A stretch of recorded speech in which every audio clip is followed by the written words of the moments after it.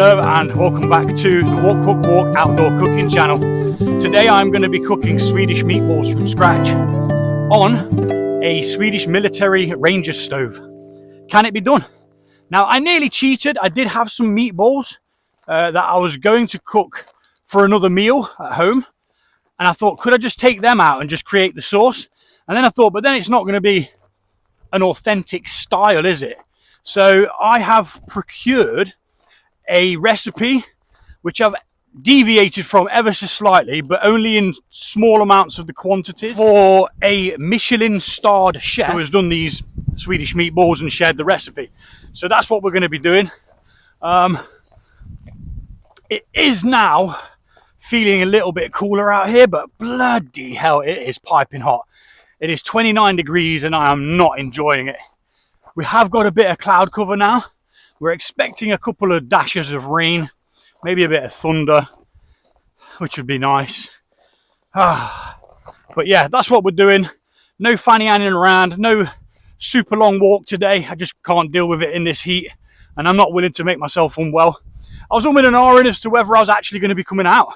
I was like, you know what? I don't need to. I want to, but because I just love it. But at the same time, I'm not about ready to make myself ill just for the sake of a video. Never, ever, ever. It's not what we're here for. We're here for the long haul. And if I keel over whilst flipping recording, you know, chances are no one's going to find me for a while. Or ever, maybe. I do tend to tuck myself away from where people are at. So nice short walk. I am literally half a mile in. I'm going to walk all the way to the end of this path, and then I'm going to turn in and then come back on myself, because it's a little bit easier than traipsing through all this flipping waist high grass and not being able to see what's going on there, where your feet are going to land and stuff like that. This is the same field that a few weeks ago was like a green meadow. Now all the grass has gone to seed, so it just looks pretty barren, really, doesn't it? Apart from that lovely thistle there. Gordon Bennett, look at the size on that.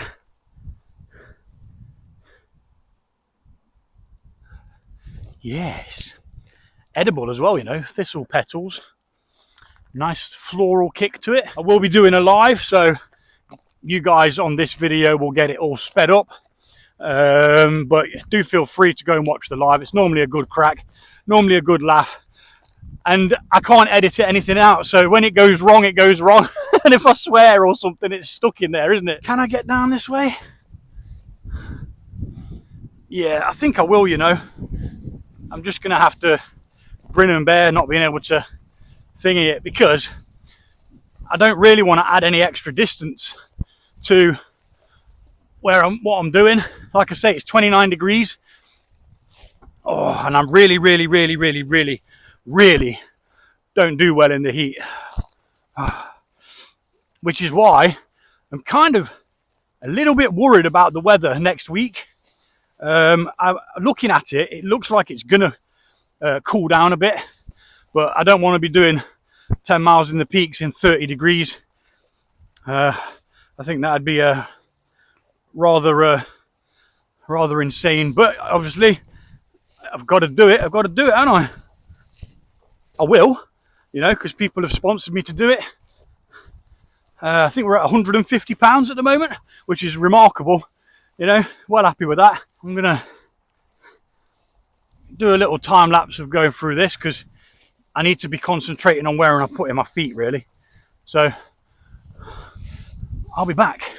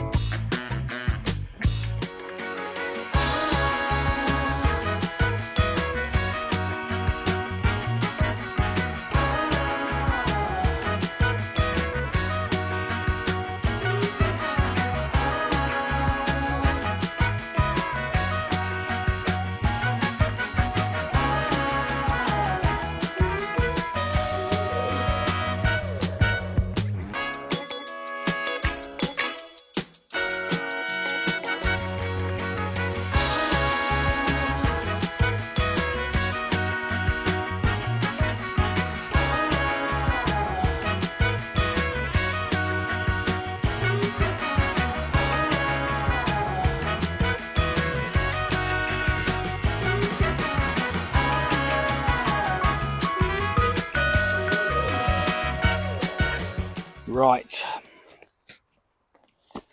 you can get off that. Don't even know how it managed to find its way down there. Straight away the zip's busting because of all the flipping gloves. Now one of the gloves is useless because that, and it's stuck in the bloody zip. We'll get rid of that.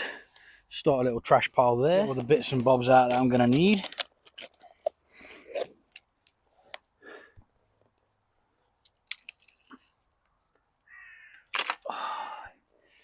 Ay caramba. I mean, even just sitting here, sitting still, I'm sweating profusely. I don't like it. I does not likes it. Somehow that was on. But what I am going to do first things first is I'm going to take one of these pad things out and I'm going to get this mosquito repellent thing on the go. Simply because they love me and I hate them. And what that should potentially do is heat up that pad, release an odor that they don't like, or release like a citronella kind of thing around me, and hopefully stop me getting bitten up and invaded by mozzies. Don't think it deters anything else other than mosquitoes, but mozzies are the ones that I'm bothered about because I always have quite a bad reaction with them. Anyway, the Swedish military Rangers stove. Now, some of you may have seen a post where I asked what this was for, what this piece of leather was from, and it was a wrong answers only. So this is from the Swedish Rangers stove. Nice bit of leather. I have actually put some leather polish, boot polish on this because it didn't have very good dexterity. It was very stiff as a board, and I thought at some point that's going to break. So I thought I'll give it a bit of a healthy dose of polish, and some parts it soaked it up really, really quickly, and other parts just didn't seem to want to. So I need to go over it again, but it gave it much better dexterity as it was as stiff as a board. Anyway, that is what it is actually for, if anyone was wondering.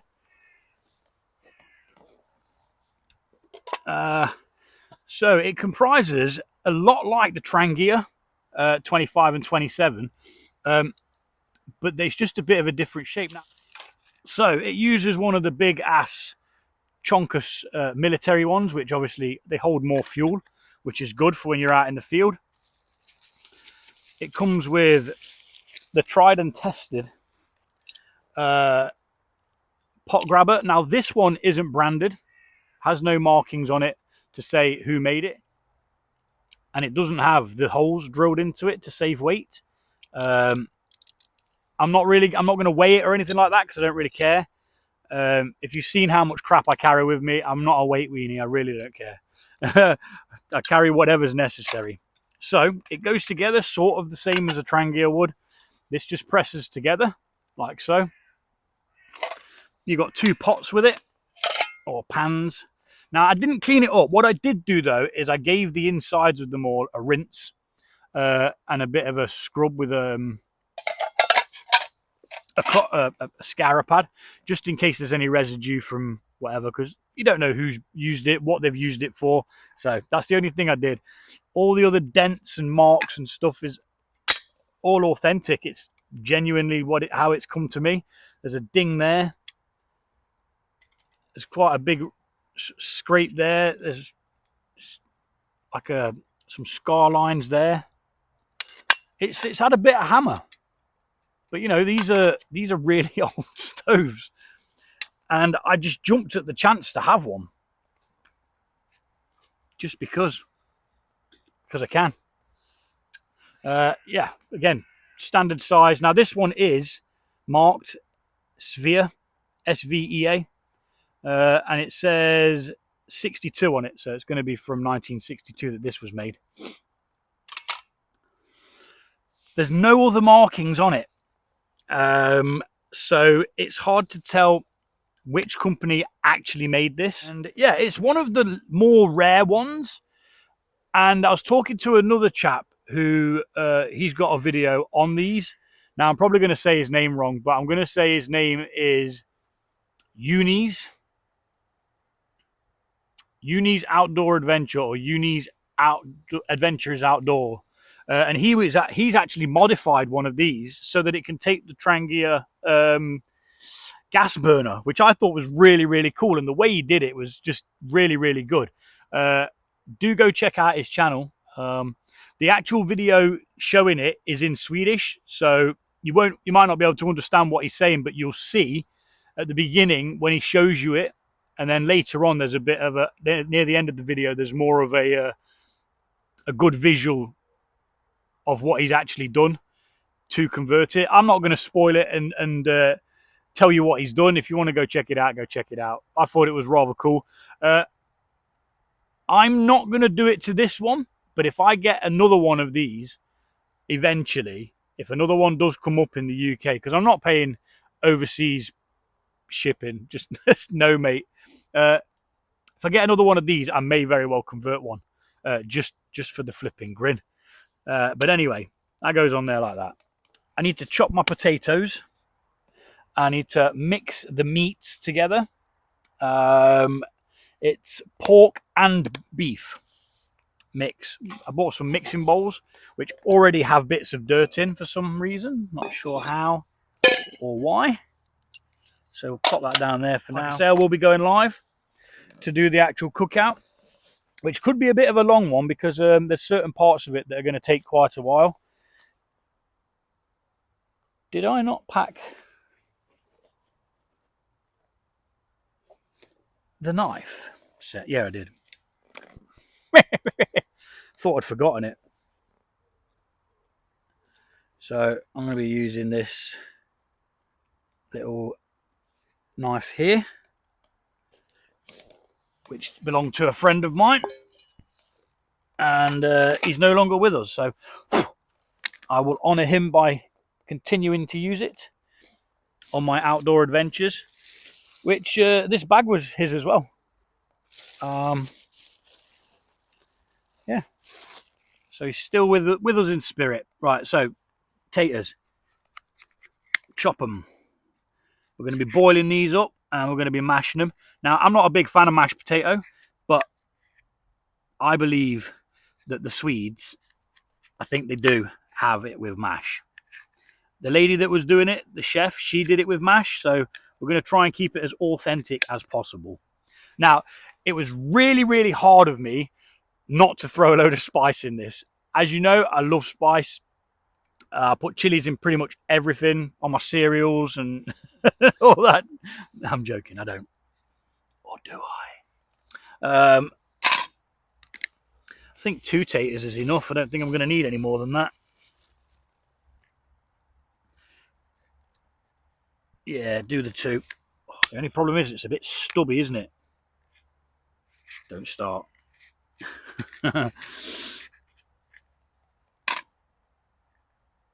Yeah, we'll do 2. There's no need to do all of them. There's only little old me out here. And that can just go back in there and be washed later on. This has got dirt in it again from just being on the ground there for a couple of seconds. So we're going to have some dirty taters, I reckon. That was literally all I needed the chopping board for.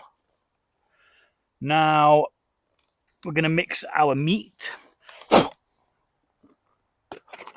500 grams of beef mince and 500 grams of pork mince. I will be sharing this recipe because I have changed it ever so slightly to be able to, because I'm not just going to rip off somebody's recipe and say that it's mine. I will rip it off, change it, and then say it's mine. So that's all of our meat in there.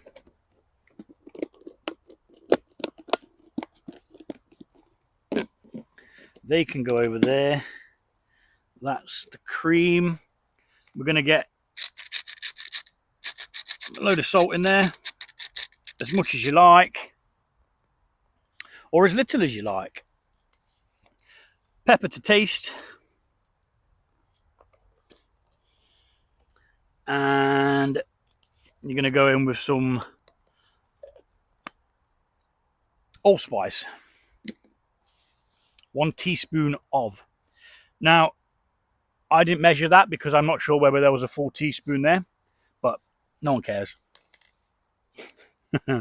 Nobody actually cares. Oh, bloody hell. I don't know how I'm going to get this on and off to make the balls later. Might have to just mix with one and just kind of ooh, that doesn't feel very nice. Might even need some more salt and pepper in that.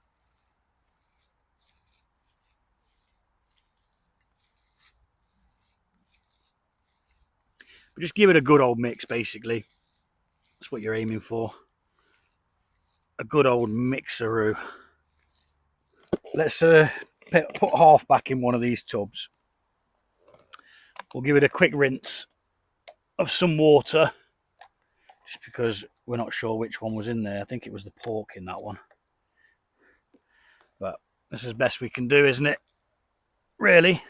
Now everywhere's really, really dry as well. So I've kicked all the sticks out of the way, anything that can catch fire if I knock over the stove. Just got to be really, really careful when it's like this. I think I'll take that back with me. Or I may even just cook them off after. But for now, it's going in there. So I've got a little bit less to manage, which makes sense, doesn't it? Okay. That's that off. Let's actually, let's pick up the debris that I'm dropping all over the bloody place, because it's only going to attract flies and stuff. Go over there in the trash pile for now. Just as I say that, flies coming in like, get gone, bro. Next we need to mix up the, let's quickly cover that over so the little buggers can't get in there. Just like that. Then we need to mix up together the cream, which I think is that. Is that the cream? Yeah. The cream, the breadcrumbs, the mustard, the milk, and the egg. We need to mix all of that together. So breadcrumbs, because this is going to take 5 minutes to actually like kind of set itself, and then we mix that into the meat as well, I believe. I will go check that though. So we've got the breadcrumbs, need an egg,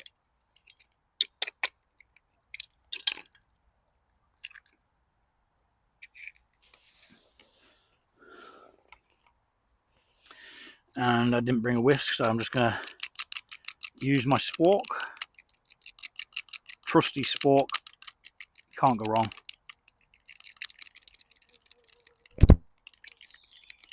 Bloody thing needs to bugger off buzzing around me, man. I swear I'll take my hat off and belt 10 bells out of it. Just get gone, bro. Messing with my chi. I brought some extra water as well because I'm going to set my trail camera up around the corner. I'm just going to put some water out for the birds and the beasties and things, because it is flipping hot. And I'm not sure where their closest water source is to here.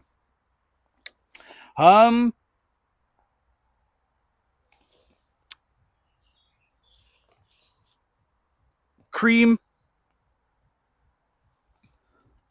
egg, milk. I've just got to concentrate a second while I do this. Milk, mustard, Dijon, 2 tablespoons of,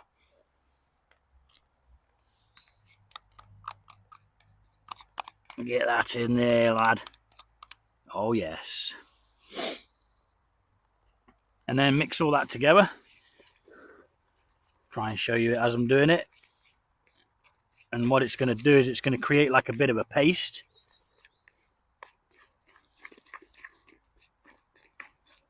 And then we leave that for 5 to 10 minutes for it all to soak in. Didn't put the cream in though yet, did I? There we go.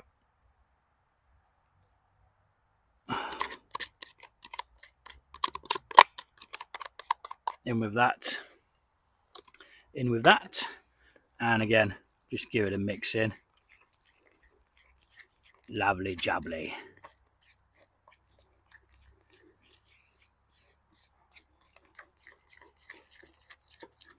And we give that 5 minutes. And in that 5 minutes, what it should do is it all soaks up and comes together. So that can pop over there, covered up by that. Right, let's crack a beer, man. That's what we haven't done yet. This fly's doing my flipping head in. Keeps coming back. Even with that citronella thing going on. Might have to have words with Mother Nature. Sort it out, Doc. What have we got left? We've got butter. There's the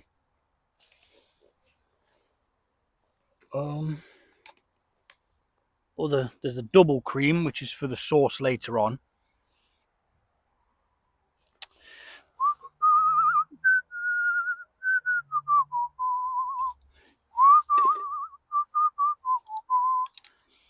Pop that there.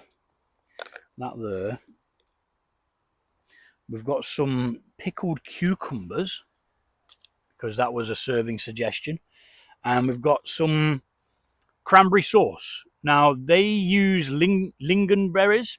Probably said that wrong. This is the closest alternative, is cranberry sauce. So we're going to have a bit of that in there as well.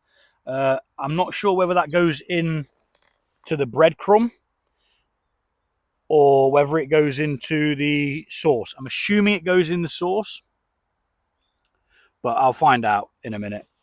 The next step. What I should have done is wrote it all down, so then I've got a piece of paper to work from. But I'm not that sophisticated to remember something like that. Even though I'm having a beer, you've got to stay hydrated.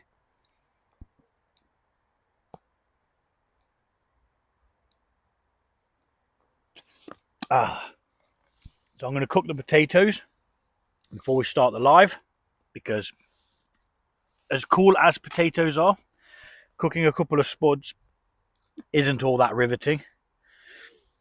So you guys get that bit. Yay! Go team. So I've walked 0.92 miles in the searing heat. Get gone, flies. There's nothing here for you. You are not welcome.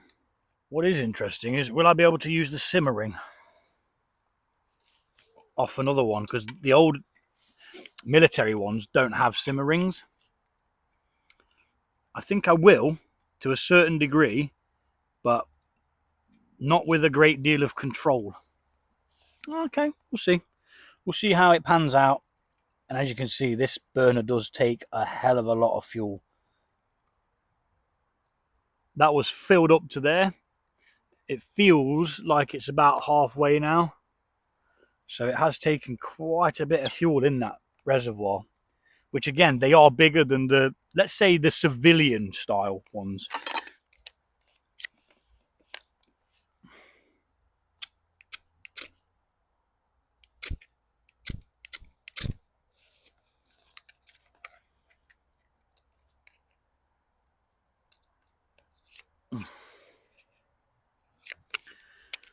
Right.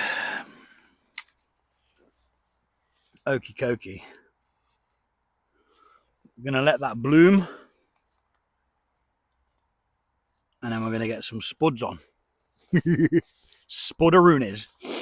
The amount of seeds that I've got in these flipping socks from walking over that field is unbelievable. I regret my decision not to go round. And with this style of alcohol stove, it just sits on top, sits inside. Pretty much like the Trangia 25 and 27, where it sits inside, but there's no grooves or flaps for it to sit on. It literally just sits on the lid. It's got exhaust holes around the outside. It's got intake underneath as well, which is, you know, decent. It'd help if I put some sodding water in there, wouldn't it? As we're not trying to fry them. Not today, anyway. No, we're going to be making mash. Mash tatties. Tatties, taters. Again, I'm not a big fan of mash. Oh, shit. I forgot the potato masher.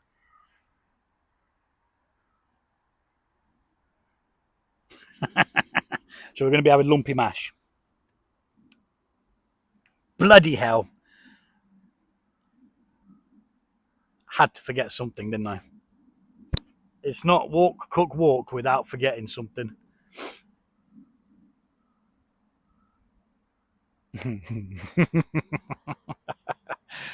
Bugger. Right. These are going to cook anyway. I don't think I did bring it. I think I have forgot it. So what I'm going to have to do is figure out a way of mashing the potatoes. There's always a way, isn't there? There's always a way. We are having mashed potatoes. One way or another, I'm going to mash you. I'm going to mash you, mash you, mash you, mash you.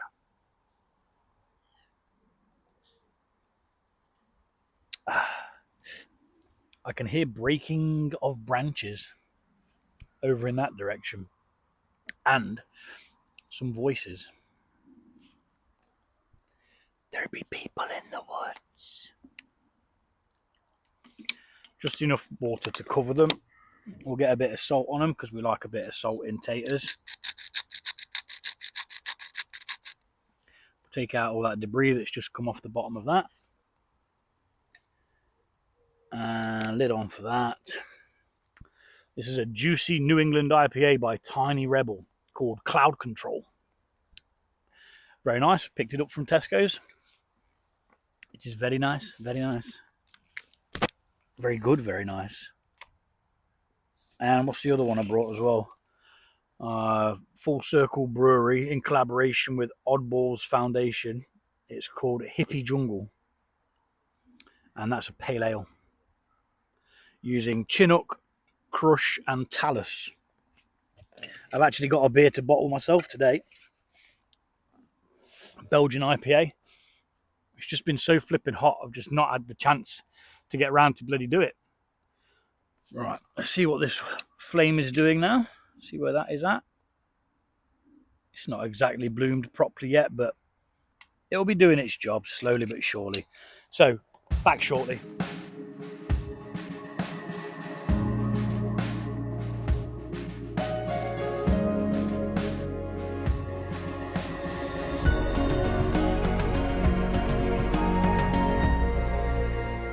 We're about ready to go live now. Everything is prepped. The taters are pretty much done. They're just going to sit and rest there for a moment or two. Going to start the live and get these meatballs sorted out and then do the sauce. So I'll see you over there.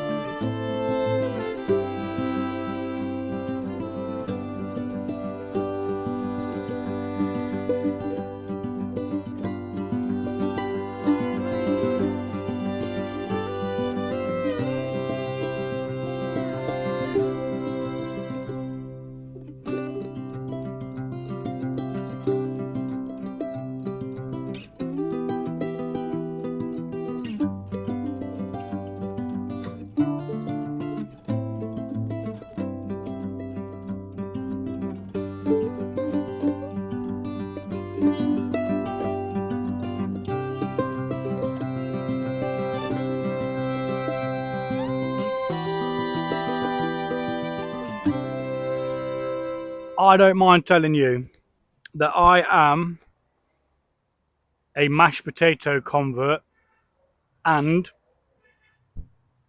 I now partake in the cranberry sauce. This whole dish, right?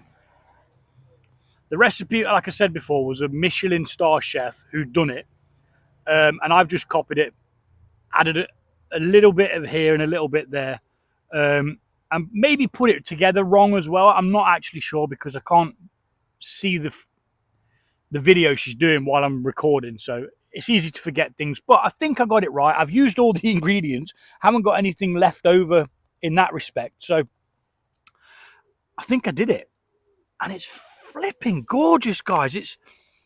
I don't normally like mash, right? But I think maybe it's because it's outdoor mash. But this sauce, like, I've lost a lot of the sauce because it burnt to the bottom of the pan while I was dicking around showing people about. But that, with that, and a smidge of that, it doesn't look all that. But I'm telling you now, the sweet, savoury, and meaty, like flipping egg.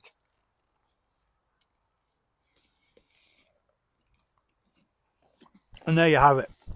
Swedish meatballs on a Swedish Ranger's stove. I can't fault the stove. It stayed together.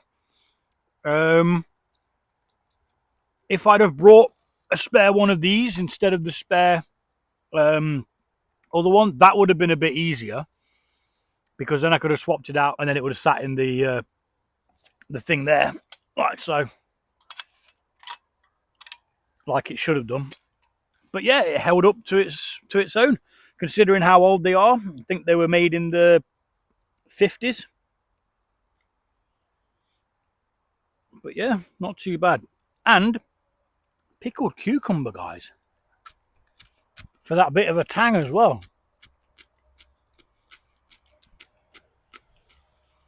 It just goes to show why people, like, when they get Michelin stars, I don't know whether it's Michelin or Michelin. I'm going to say Michelin. I don't know what I'm going to say. I'm just going to keep saying it until it doesn't make sense anymore. It just shows that the stars are worth it, or are well earned, because that is a great dish. I'm not a chef. I have no chef training whatsoever. I can cook. You just follow instructions, don't you? It's the same as building a wardrobe or something like that. You just follow the instructions. This is absolutely amazing. I am going to have to take the rest of the stuff home and cook it at home.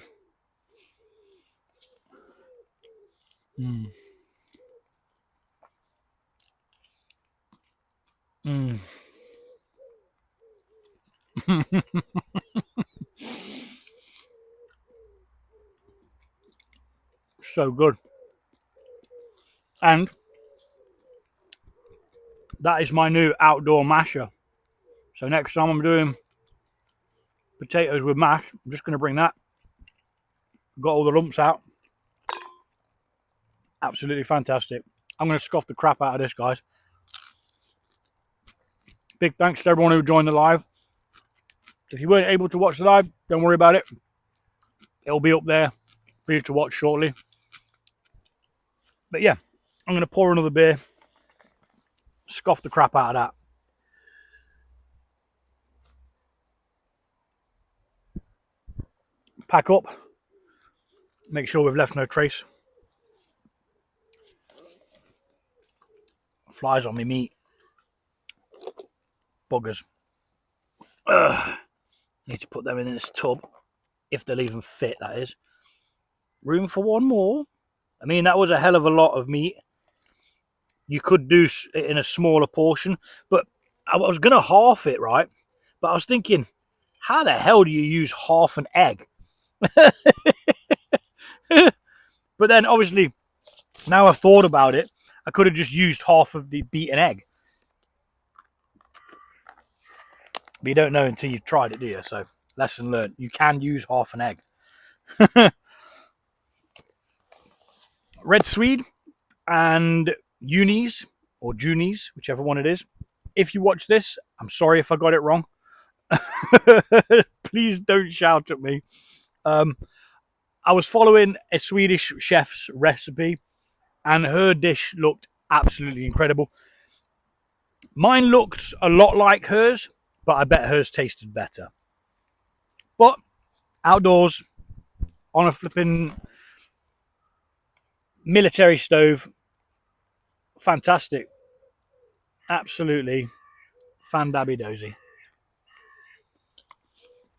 I'm going to get gone, get my scoff on, and get out of here.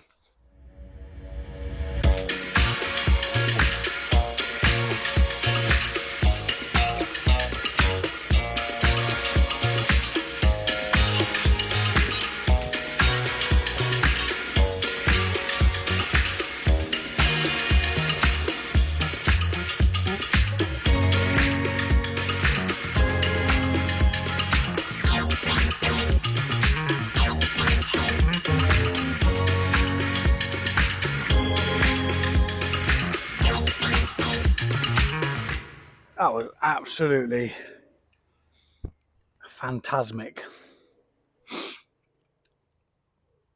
Oh, probably shouldn't have ate the last bit of potato, but I couldn't just leave it there, staring at me with them little puppy eyes. Yeah, that got demolished. I ate all of the meatballs that I made. Can't remember how many there was.